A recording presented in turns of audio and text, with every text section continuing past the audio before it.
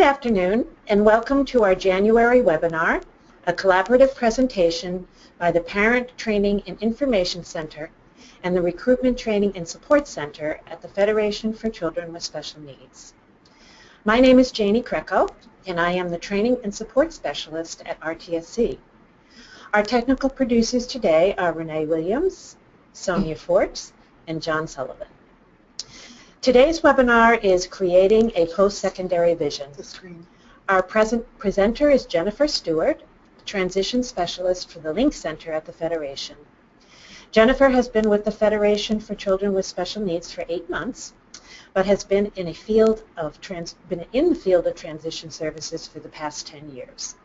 She is a former LEND Fellow with a strong knowledge in systems thinking around access and breaking down barriers for individuals with disabilities. She is working to develop many new materials and workshops to help prepare families, youth, and professionals around the process of youth transitioning from school to adult life. The Link Center is a new project at the Federation that assists families, professionals, and individuals with disabilities who are transition age, 14 to 26, to access information, supports, and services to achieve their future vision. During the webinar, please type your questions in the toolbox and feel free to engage with other attendees. We will leave time at the end of the hour to address the questions. If your question is not answered live, please send us an email and we will do our best to follow up with you. If you are interested in learning more about the Federation, please go to our website at www.fcsn.org and explore all the different programs, including how to volunteer to become a special education surrogate parent or attend one of our many trainings presented by the Parent Training Information Center. Thank you very much, and Jennifer, thank you for being here. We do have a blank screen for Jennifer here, so if we could have her create. Can I close this? Okay, let's see what happens if you close that. I think we're good to go. If there's any technical difficulties, just write an email to me because I am looking at the questions while Jennifer presents. Okay. Hi, Jennifer. Hi, Jeannie. Thanks so much. Alrighty. I'm excited to be here with you today. So I'm Jennifer Stewart.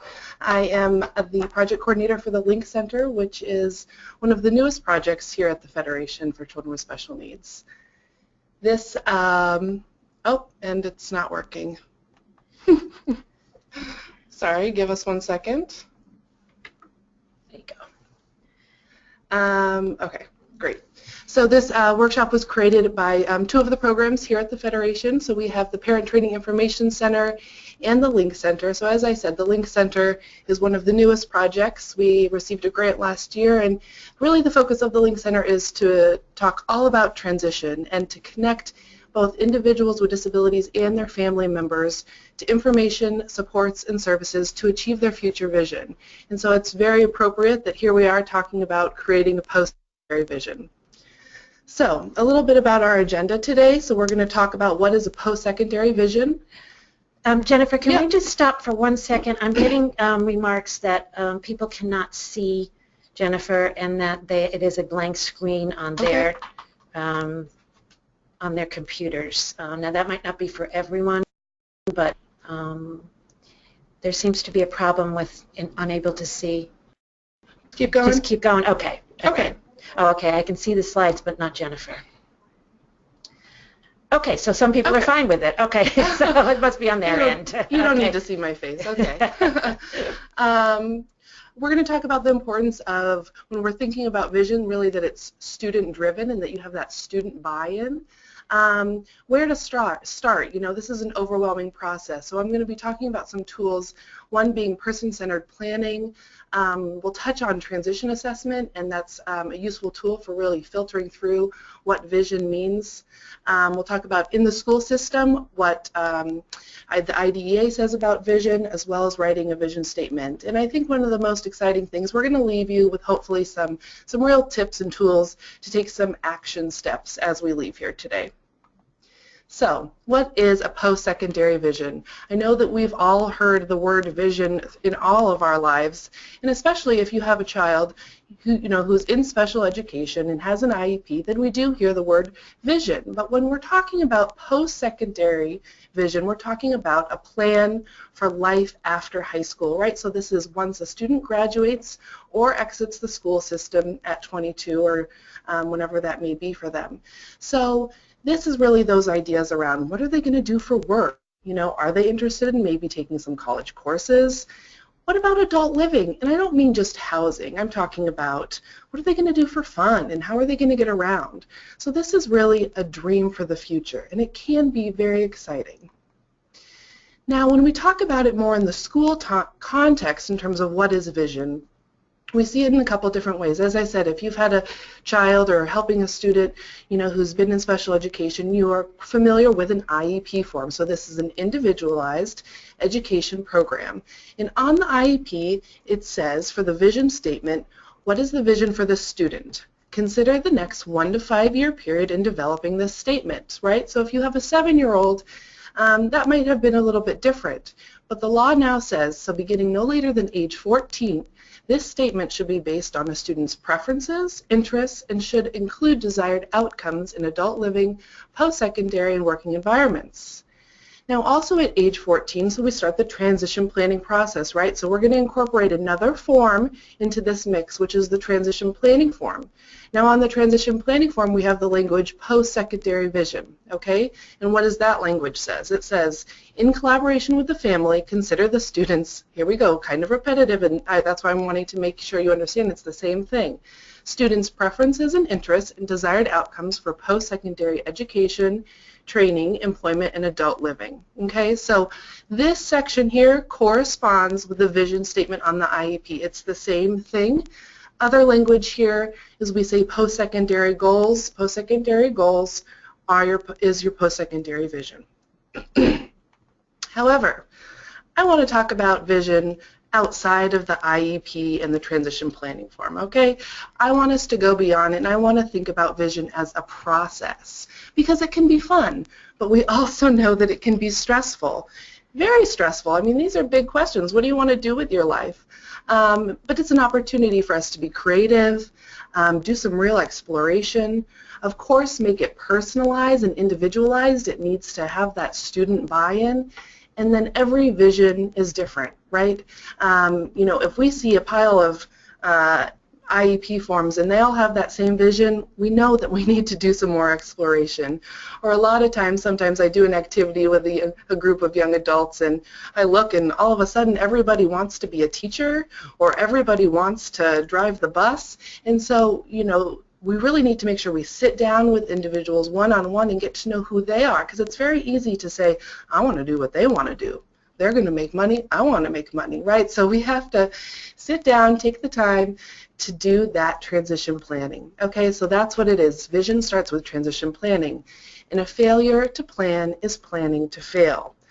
Now, planning to fail, well, we don't want everyone to end up on the couch, right? So we all know that after work, I love to go home and sit on the couch, and that's great, but that's not what we want to envision for our young adults. We want our young adults to be engaged in the community, feeling fulfilled, doing things that they enjoy doing. Sitting on the couch, playing video games is great, and it is a wonderful hobby, but it can lead to depression and anxiety and social isolation, and these are things that we don't want to envision for our young adults. So really, vision drives this process, right? So we need to have a vision in order to take an action step. And what I mean here is, even if you don't have an idea of what it is that you want to do, bigger picture, but you at least have something that you know that you like, you can take a step forward. And then what I mean by review is once you take that step forward, you can kind of assess, well, did we like it? Did we not? What did we learn by taking this action step? So I'm going to refer to these arrows. I'm a visual person. I like kind of, 1, 2, 3, and then let's assess. So these arrows here, having a vision, taking a step forward, and then reflecting on, how we felt about it. So here I want to start talking about the importance of vision being student-driven. So having that student buy-in. You know, we know that the more that students are engaged in planning their own futures, the more promising their futures are likely to be. Of course we know this is true, right? We know this is true. I mean, if Sally does not want to work at the grocery store, do you think that she's going to show up and she's going to be on time and she's going to be that dedicated employee? No, so it really needs to come from Sally that she loves working at the grocery store. Otherwise, we're almost setting her up for something that we know is not a good fit for her. So student-driven really means that the vision is focused on their preferences, their interests, and what their desired outcomes are. A practice that we see in the field for individuals with disabilities, and it's so important when we're talking about transition age youth, is practicing self-determination. And self-determination is really, you know, it's an exercise of helping young adults to gain the skills to make their own decisions and to be a little bit more self-directed. You know, students who are self-determined know themselves a little bit better, so it's practicing those self-advocacy skills. They maybe know how to interact effectively with others, so it's having more self-awareness, and they may even be able to set their own goals. But the most important thing is that each student can be self-determined in his or her own way. This is a very, I think, hot topic in the field of transition right now, which is helping youth to be more successful. And the Massachusetts Department of Elementary and Secondary Education just, their most recent Technical Assistance Advisory, I have it here on the screen for you, just wrote their last advisory around self-determination. So I encourage professionals and parents to check this out as sort of a really powerful tool to think about, especially when we're talking about visions being student-driven. Jennifer, I just want to interrupt for a second because I'm having a few questions come through about how to allow kids with developmental disabilities and lower IQs to be able to take part in that whole self-determination and vision, their own vision piece. I think that's something that is something we haven't done very well in the past. I think people are interested to find out how to have that happen. Sure, and you know, I think that's sort of a big question, yes, right? Yes, it is. Yep. And so I guess I would first point to the advisory as a starting place. But I think when it comes to self-determination and vision, it is really thinking outside of the box. And one area I always like to sort of explore self-determination is asking young adults sort of what life is like at home. And I think that it's important to practice at school too, but you know, how do you sort of get ready in the morning, and do you have choices? What do you have for cereal? Are these things sort of all laid out and prepared for you, or what opportunities do we give these young adults to make choices? Mm-hmm. And so intellectual developmental disability, all of them can be provided with opportunities to make decisions in their everyday lives, and so that's a place to start. And one of the other questions that comes up for me a lot when I'm training teachers is who writes the vision? I know the consensus is usually that it's a team-written vision, but the fact that it's student-driven, I think, is a little bit different than a lot of people are used to. You know, this is something I'm going to talk about the whole presentation, so let's sort of go back to that question at the end. Good. Thank you. So, all right, so students are a part of the process. So starting at age 14, students are invited to the meeting.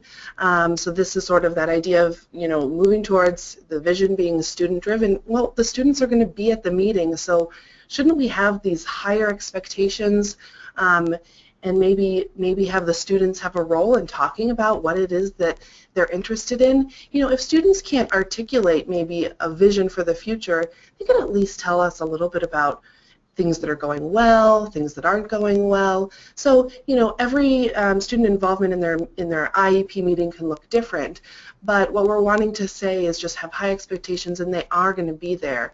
A very big shift here is if you've had a student in special education for the first 14 years of their life, you know, vision has sort of been driven by the parents or driven by the other, you know, adults in the room that have a vision for that student. And at 14, and when transition starts, we start talking about it being the students' vision. And so I just want to highlight there, and I talk about it a few more times throughout the presentation, but we have a real shift here where we want to find that student voice.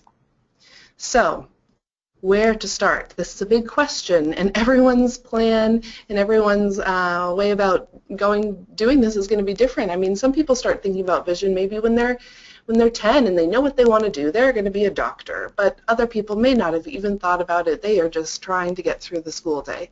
So everyone's going to have a different starting place. We're all going to have different detours and roadblocks. I mean, we all have this, right? Man, that interview didn't really go well, so I'm not really going down the path that I thought I was going to, or, you know, I showed up late and so now my boss is mad. So we have things happen in our lives all the time that provide detours and roadblocks, and that's okay. Everyone's going to have a different starting place. Also, in terms of a finish line, you know, I don't know if there is a finish line. You know, people continually have changing visions. You know, I do myself. You know, you're always thinking, I don't know if I like where I live. Maybe I want to live somewhere else, or I don't know. I'm thinking about changing my next job. So people change. So feel okay about that complex-looking road down there that you can get off at any exit. The tool I want to really talk about today when we're talking about creating a post-secondary vision is this exercise of person-centered planning. So this is an ongoing process for a team to think about what an individual would like to do in their future. So now I was just telling you about the importance of it being student-driven. So it is. We want that vision to come from the student. But there's nothing wrong with engaging others in that conversation because they see that young adult differently. And we want to get those different opinions to really make more of a, you know, whole vision in supporting them to be successful. So this is engaging, you know, teachers, specialists, speech pathologists, coach. You know, that basketball coach is going to see a lot of different things as opposed to your special education teacher, and you want to make sure you can recognize those social interaction skills are really what makes him smile and laugh. What I like to do is create a relationship map, and I think it's a powerful way for an individual, such as Cody here in the center, to really recognize who is his system of support and who are the people he can go to, you know, if he does need something or he's not sure where to go. So this is a powerful exercise, I think, for a family also to realize that you're not alone. So we have Cody, and you know that first inner sphere is going to be, you know, who's closest to Cody and who knows Cody the best. Who does he feel comfortable with? So you have parents, sister, grandma, Mrs. Smith. You know, that's his main teacher, and she knows Cody pretty well. And as we go out in each circle, maybe he's not as close with these people, but they're in his inner circle, right? So we have Dunkin' Donuts, we have his employer on there because they're a part of his system of support. They're giving him feedback on how he's doing. They're helping him to be successful in achieving his vision. We're also going to have other systems of support when we're talking about transition. There are many systems at play, right? So DDS, MRC, so these are adult service agencies that are maybe providing some level of support for Cody. So really having more of a visual or a list, however it makes sense to engage the individuals that are in Cody's life and can maybe help in providing some feedback around the planning process for vision. So where do this big question, and on the left here we have these really kind of big, scary questions. What do you want to be when you grow up? Where do you want to live? These are questions that could potentially, you know, send a young adult running. Like, we don't want to talk about that. So I really suggest a good way to start really is starting with what do you want to do for fun, or what do you like to do for fun, and really starting with those questions that are about what do things look like now for that individual. So what are their favorite things? What do they like? What do they not like? You know, maybe a little bit about their personality. And so these are questions that can be posed to the young adult themselves, or these would be, you know, something that we would learn from another individual within their system of support. I'm also going to talk about transition assessments as a way to sort of help create this portfolio of information around this young adult. I wanted to share a portfolio that was created a couple years ago from a parent who attended one of our Planning a Life Transition Conference. And just real quick, so that's we do 3 Planning a Life Transition conferences here through the Link Center at the Federation. We have our upcoming one in Boston, February 5th and 6th. You can still sign up for that on our website.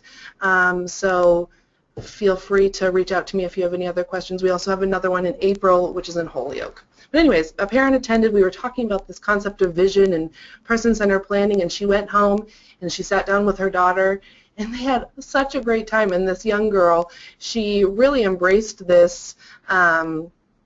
She embraced this idea of having a collage that, you know, reflected herself, and she could tell her story, right? So she could go to her IEP meeting and show these slides in a way that she wasn't able to communicate before. So this is just one example, and I will kind of walk us through an exercise to get to this point at the end of the presentation.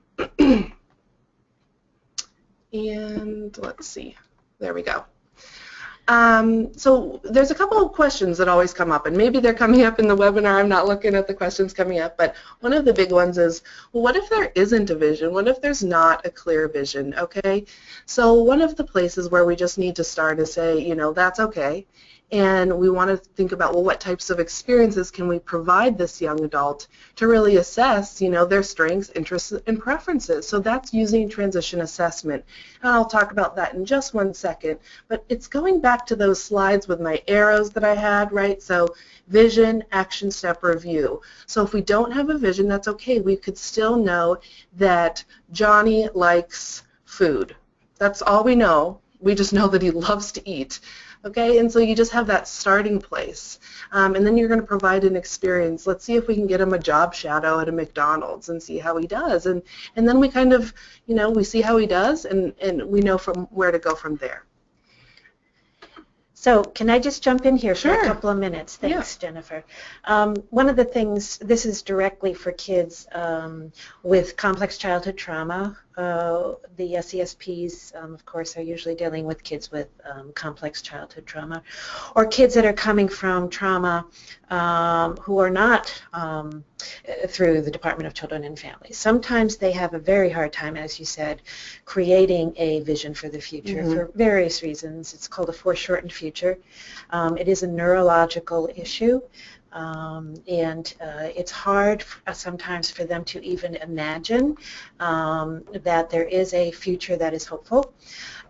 So for teachers and team members and SESPs who may be dealing with kids like that, it is a challenge to help these kids create a clear vision. The idea of assessment, like a sheet of assessments or kind of individualized questions for the student, I think we're going to talk a little bit about, would be very useful for those kids.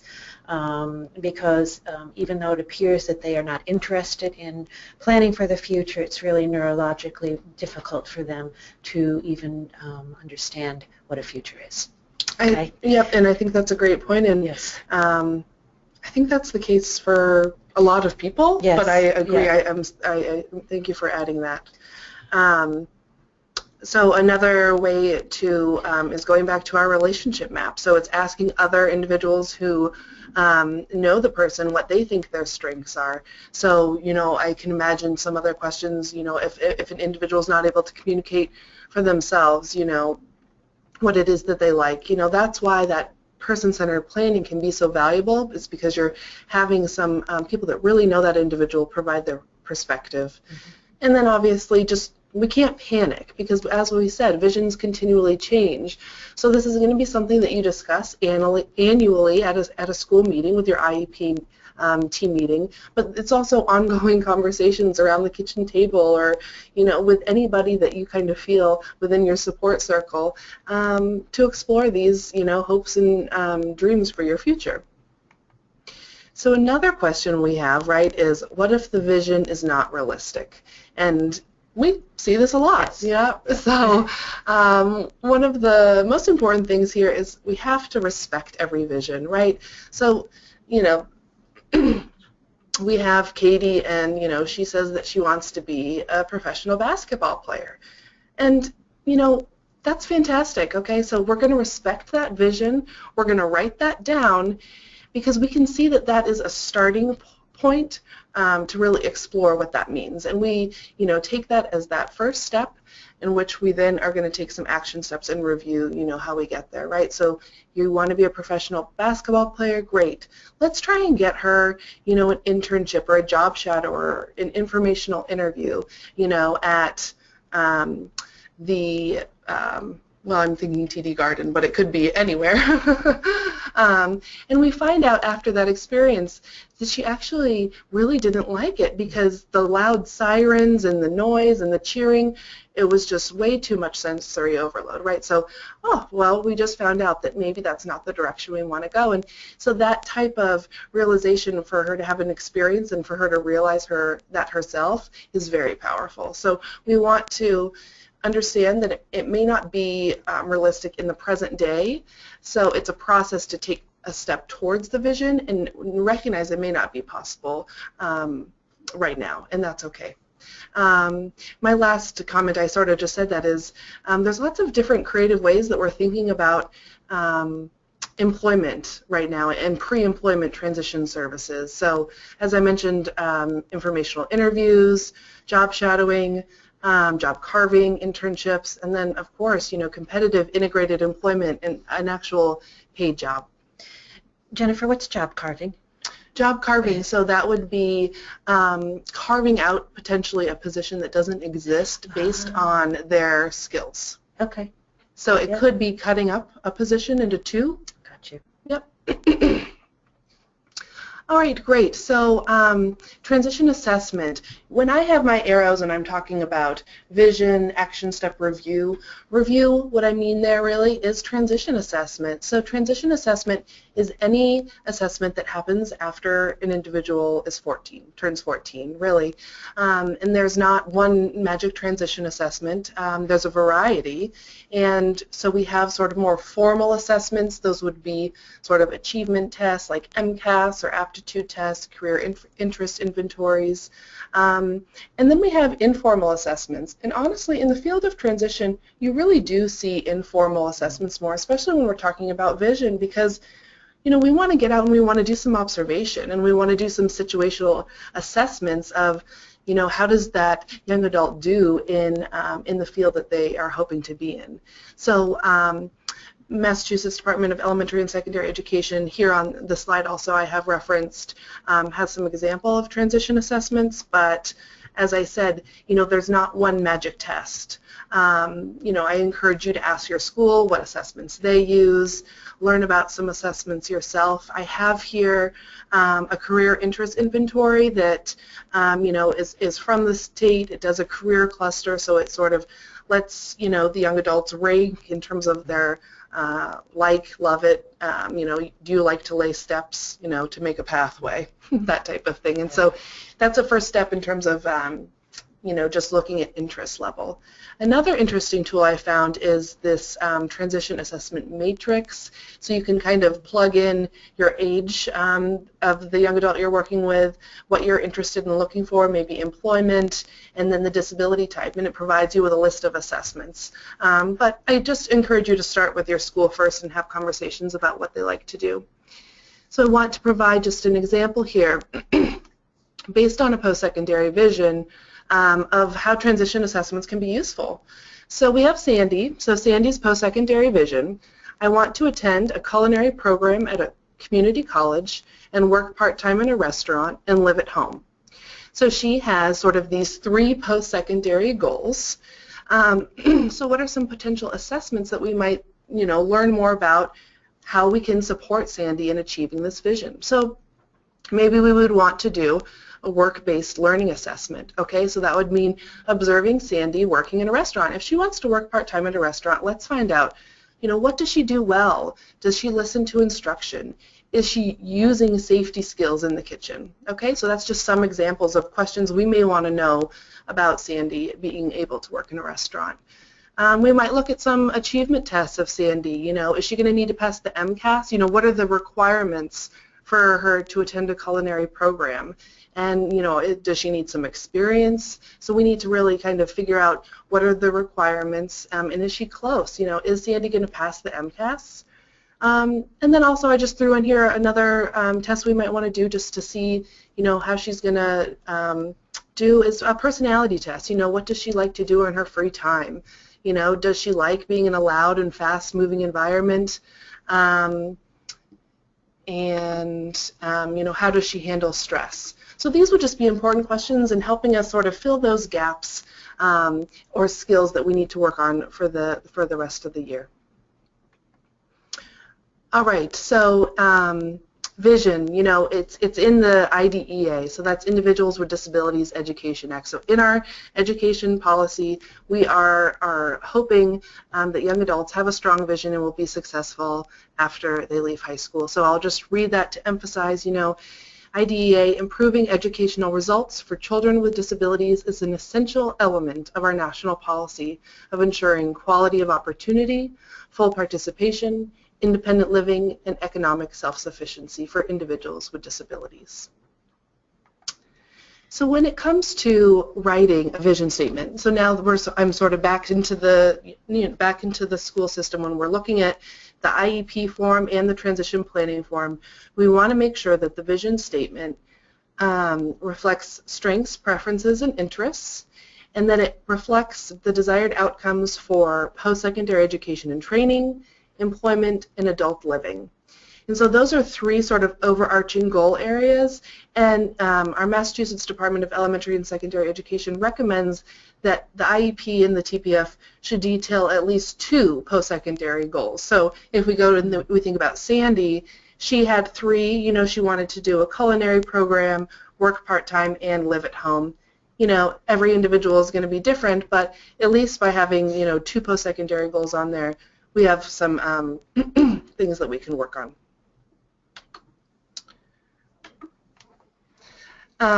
So this is just to reiterate where the vision is going, both on the IEP form and the transition planning form. There should not be a difference between the statements that are on there, and that it's informed by assessments, and assessments can be used to help create a vision in terms of an interest inventory, but they can also help to filter through what action steps need to take place in order to be successful. So this is interesting. I actually worked on creating this presentation a couple of weeks ago and hadn't even thought that I would be presenting it after Martin Luther King Day, but I heard this quote and I just think that it's perfect when we're talking about vision. So you don't have to see the whole staircase, just take the first step.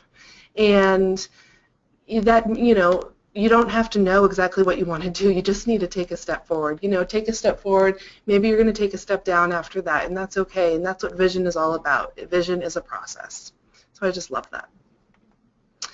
So I wanted to end today with more of this action-oriented tool. And so this really is helping you to practice some person-centered planning for the young adults that you may be working with. And so it's sort of mapping out some of these skills areas. And all of these skills that we're going to be talking about can be answered by transition assessment. But really, I think one of the most powerful transition assessments when we're talking about vision is just talking to the student and interviewing the student.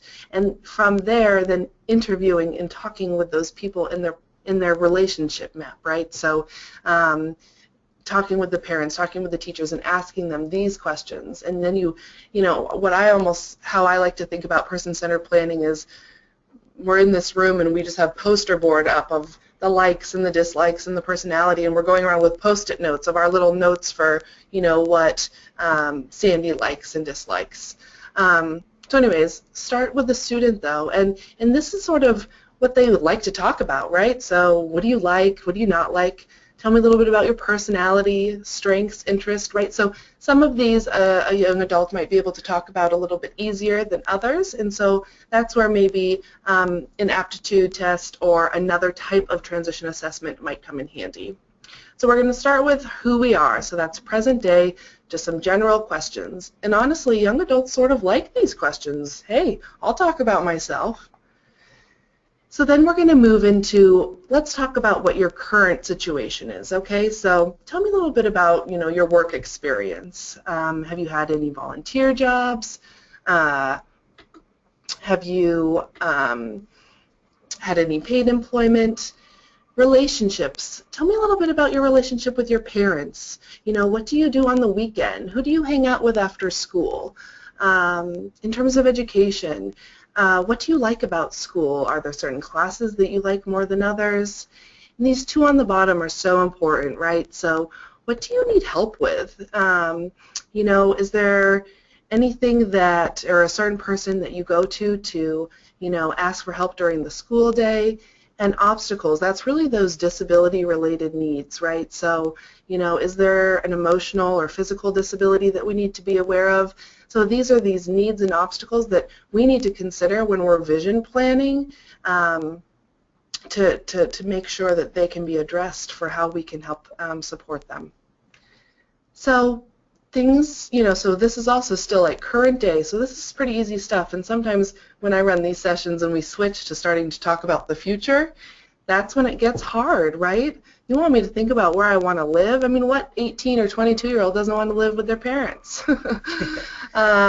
You want them to think about education and work also in the future. Those are tough questions. And I will just highlight these other boxes. We have recreation, transportation, and relationships. To me, I mean, these are not necessarily conversations that are going to happen around the IEP meeting and transition planning, but honestly, these are those questions that are going to keep your young adult off of that couch, right? What do they want to do for fun? How are they going to get around? And who are they going to hang out with? And if we don't have those questions answered, where will they be? They'll be on the couch. And so those, to me, are just some of the most important questions also when we're talking about transition planning and creating a vision. So, yeah. Or do you want to jump in? Or? Well, we have some very interesting questions. Okay. The first one is, I believe it's a teacher, is asking if she may use these maps. Yes. They're not copyrighted, that she can take these from the PowerPoint or the PDF that I sent out. Okay. Definitely you can use these tools, and this is actually the first time that we've done this presentation, but we are going to start doing it throughout the state. So any school, you know, could, or parent group could contact us and have us come out and do this training, and I would love for you to use it. I'm probably also going to create more of a pamphlet tool that the Federation does have. So. Okay. So also a lot of people are asking if they are getting a hard copy of this presentation, and I did send it out, so check your emails. I don't think any of them bounced, so there should be a PDF of the presentation in everybody's email box. And did you want to continue, or are we? Yeah, keep going. I'm almost done. You're almost done. Go ahead. So, you know, so we sort of talked about who are we, what is the current situation, where do we want to go, and now, so what are some things that we need to consider? Okay, so what are some gaps in activity and skill building that we need to do? So if we know what the sort of future vision is and we know where we currently are, you know, what are some skills that we need to work on building for this young adult? And those often are what becomes the IEP goals, right? What are the needs and obstacles that need to be addressed? Same there. That often becomes some IEP goals. What can be a first step toward taking that, toward the future vision? Who can help in taking those first steps? Okay, so that's back to the relationship map. That circle of support, you know. Hopefully they're all sort of engaged and are aware of, you know, what the future vision is and how they could be of help to that individual. When can this happen by? This is such an important question. How many people do you know that just have tons of ideas of what they're going to do with their lives, right? But if we don't actually create a deadline and have an idea for when something is going to happen by, it might not happen, right? So I'm going to show you on the next slide a nice tool that you guys can use in taking away with you. And then, of course, make sure that you have the student buy-in. You got to have the student buy in to what their future vision is. So let's just end here, and this is my sort of going back to Sandy, right? So we have Sandy's post-secondary vision. She wants to attend a culinary program, work part-time in a restaurant, and live at home, okay? So I want to emphasize here that this is not something that is a part of your IEP, but it is similar to an action plan, which is on your transition planning form. So these action steps are not IEP goals. This is more of a action step planning process around creating a vision, okay? So if we know that this is Sandy's vision, one of the first things that I think we should do, maybe, or that she thinks she should do, is look into culinary programs, right? So we really need to find out what some of those requirements were. You know, when does she need to apply by? So who's going to help her? You know, her parents are on board, the student themselves is going to be engaged in this process, and then the guidance counselor at the school has also said that they'll help sort of look into this and provide them with some resources. And what they figured out is that they need to apply by February in order for her to get into the program by fall. That's really important information. So if you don't have that by when question mark, it might just be a vision that's floating in the air. Okay, and the next action step. She wants to work part-time in a restaurant. Well, Sandy's actually never worked in a restaurant, so she's going to need to apply to some restaurants. So Sandy herself, the student, is going to do that.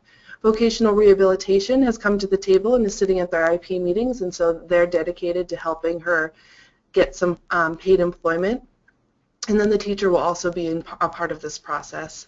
And they realize that they should probably apply to jobs in April and May because she wants to have a summer job.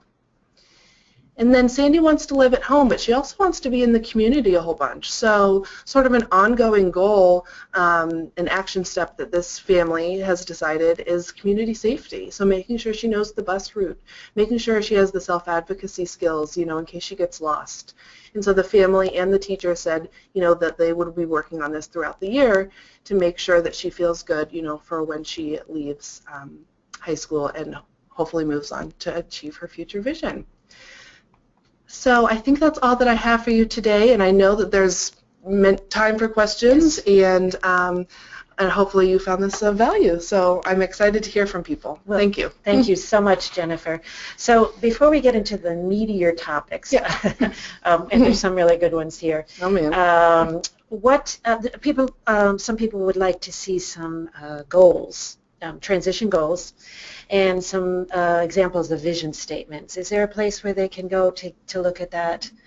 I know that the book, Parents Have the Power, by the Canties, I believe is their name, has a lot of different kinds of looks at writing those kinds of goals. But so you're talking about IEP goals? IEP goals now, yes. Right, and so that's good. That's a good Yep. clarification that I did not talk about this in this Yep. presentation. That's not what this presentation was about. I know, you know, DESE has some PowerPoints where they sort of outline, you know, the sort of correlation between what a post-secondary vision is and writing IEP goals. So I would go to DESE's website for that. They actually have a new secondary transition website, and it has great, you know, in terms of being more accessible for finding resources. So Okay. I'm going to send you guys there first, and then if you have more questions, you could probably follow up with me and point them in the right direction. Okay, good. Yeah. So I know Planning a Life Yep. goes into this in much more depth. And that would be an option as well. Yes, and I think that you also go over goal writing Yep. for transition goals. And just so, one of the things that I always tell the people I'm training is to be very aware that using the transition planning form does not mean that it's written as a goal on the IEP. So Right. once you do the transition planning form, you must write IEP goals for whatever the action plan is. Right. And that gets a little tricky sometimes because people think that it's been done and it has not. Those are the kind of ongoing questions, Yep. but there are some other very interesting ones. One of the ones that struck me was how to engage businesses in the community to be on board with this. And you know, it's a tough question, I think, because a lot of, even though this is a vision for the Department of Education at the federal and the state level, I'm not sure that all kinds of businesses are ready to be on board with having people with disabilities be a part of their workforce. Yep. So do you want to address that a little bit? Because Sure. we're having questions come in, I think, from people that are running day programs who have kids or young adults in their programs who need supported employment. Yep. And yet the kids want to continue with their own education and their own work experience. Yeah. And it's not an easy thing. Yep, and thank you for the question. I think it is a great question, and unfortunately, there's not an easy answer of just, oh, well, this is what you need to tell employers and they're going to get on board. I do a couple things that I talked about. One idea is sort of that relationship map. So a lot of times, you know, creating that system of support, you might find some people in that system of support that maybe would be able to know somebody that can provide that opportunity. Of course, you can go out in your local community and try and build those business relationships, but there is no guarantee, and it is just about sort of talking about your program, talking about your passion around the work that you do, and even having the young adults go and do it themselves in terms of some of those self-advocacy skills. A couple agencies to connect to that could maybe support you in that process would be MRC, so reaching out to your regional office. They are building business partnerships. And so that, and then also connecting with your local one-stop career center. They also have lots of relationships with the local businesses, and they, you know, need to serve youth, right? So that's also another place. If your school or wherever you're coming from haven't connected with those two resources, that might be a good place to start as well. Also, the local chambers of commerce, believe it or not, they Rotary clubs, yes, because they're very forward-looking, many of them. Yep. The other question that continues to come through is who exactly is responsible for the assessments, the vision planning, arranging the work experience? And I think they're probably, the people are asking, is this completely the school's responsibility? And again, someone did ask about the transition goals. The transition planning form are not the IEP goals. I can't say that more specifically. They have to be written separately. So it doesn't automatically go into the IEP. Right. So I spoke a lot about how the post-secondary vision on the transition planning form is the same as the vision statement on the IEP. And so those are the two things that are the same. But the transition planning form is just a flexible brainstorming tool. That's right. On the back it has an action plan, which I had sort of talked a little bit in terms of action steps, but any sort of information that you write on there is not mandated to occur. So you really do need to, from the vision statement, develop IEP goals. And I didn't get into that today, and that's why I'm sort of sending you a different direction. But what was the first part of that question? Sorry, it was. It wasn't about. I think it was about who's responsible. Who's responsible for transition assessment? Right. So as I had said, transition assessment is really any assessment that happens after a young adult is 14. So the school already has a lot of information about that young adult that potentially they are documenting. But yeah, the school is responsible to provide transition assessment. So this is something to go and to talk to the school about. And if they're not, it's sort of brainstorming where to go from there. A lot of schools, every school is different in terms of how their special education and transition services are coordinated, so I can't give you an exact answer for who is going to do that at the school. It's a lot of people. It's a lot of people around the table are providing information. You know, we're going to have an assessment from the speech pathologist. We're going to have an assessment from OT. So it's different for every individual, and every school has different players at the table. So feel free to follow up if you had a specific question. Okay, and one of the things that came up here, let me just find it. You had said that, I believe you said the Department of Ed recommends 2 transition goals. Is that right? But that's not a requirement, and I think that the recommendations are not necessarily requirements. And someone said, well, how about 3 goals in the 3 different areas of transition? And of course that would be even better. But why did they recommend only 2? Well, sort of how it's written is it says education and training, employment, and if appropriate. Okay. And then we say, well, who isn't it appropriate for everybody? Right. But and that might not need to be appropriate for everybody to have that on their IEP. You know. But for some individuals who really need help with some, ADLs, activities of daily living, it's important to have that as a part of their vision, that's something that needs to be focused on. So, yeah. Yeah.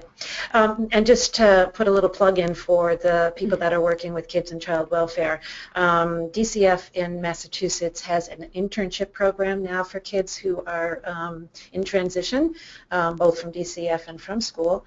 And what it is that they will the DCF themselves has created partnerships in the community for kids who need internships who are coming out of foster care, or the child welfare system at 18, and they will pay the kids. They will pay minimum wage for the internships that the kids might get, and through their partners in the community. And it's a great way to build a resume. Nice For them. Nice. All right, let's see. Right. Well, I know we had a couple other slides that you wanted to. Yes. Oh. I just wanted to. Oh, sorry. We have more questions. Well, let me just go ahead. You can talk about the new upcoming things, and let me just go through my questions here while you talk. Okay. Yeah. A couple of things we just wanted to. Oh, I make sure you were. Yeah. Are you going to be doing an additional training on goal writing, or anything other than just the vision piece? This feels like part one to me. Oh, okay. I don't know. Maybe I'm wrong. Not currently. So from the Link Center, we've developed a few new workshops. We have our Introduction to Transition Planning Process. So we have that workshop up and running, and now this one will start running throughout the state as well, so creating a post-secondary vision. The next workshop we're actually working on is sort of that next steps. It's not specific to goal writing, but it's sort of,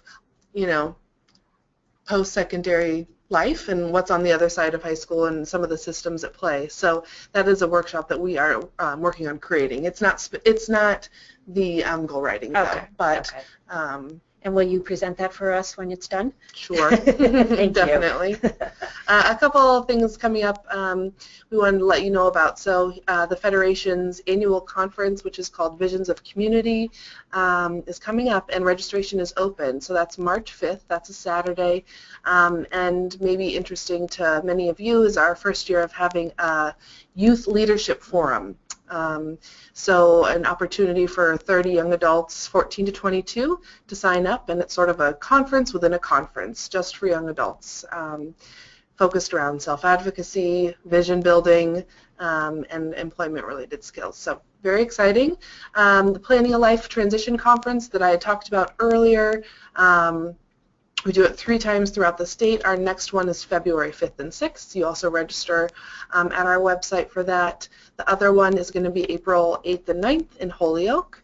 And then Parent Consultant Training Institute, that begins February 3rd, and correct me if I'm wrong, that's 8 weeks? Yes, I think it was some snow days in there if it snows. Okay. Yeah. So registration on all 3 of these is open, even though they're almost starting in a couple of weeks. So if you're interested, go on our website, and that's the website address right there. And all of them, I believe, you can register online, right? Okay. So I think what I'm coming away with from these questions that have come in, and thank everyone for their questions. It's been a tremendous response. People are still feeling that the parent piece is overwhelmingly in their court, that they're not getting as much help as they could be from the community and from school, and how to increase that collaboration. I know transition has been something that we've talked about for a long time at the Federation as needing a lot of collaborative effort, and maybe a jump start a little bit for some schools. And of particular interest are the kids that are nonverbal. For whatever reason, they're on the spectrum or they have an intellectual disability. So any comments on that? I think that people are finding it difficult to create a vision for someone who is completely nonverbal.